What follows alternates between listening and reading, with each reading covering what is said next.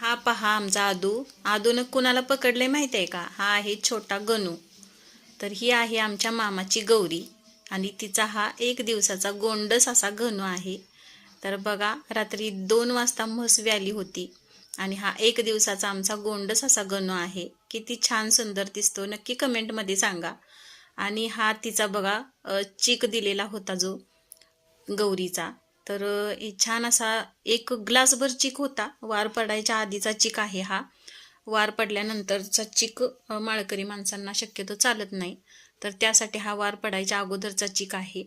तर तो 1 ग्लास चिक होता, त्याच्यामध्ये 1 लिटर दूध घातलेलं आहे आणि चवीनुसार गूळ. गूळ तुम्हाला गोड जितका हवं त्या प्रमाणात तुम्ही घालू शकता. तर हे बघा तरी हे सगळं मिळून हे 1.5 लिटर असं दूध झालेलं आहे. आणि पूर्ण असं हाताने चाकूने कट केलेला आहे गूळ, पण तरीही हाताने पूर्ण असा विरघळून घ्यायचा आणि मग दुसऱ्या भांड्यामध्ये गाळून घेतलेला आहे. तर हे बघा छान असा गाळणीने गाळून घेतलेला आहे चिक.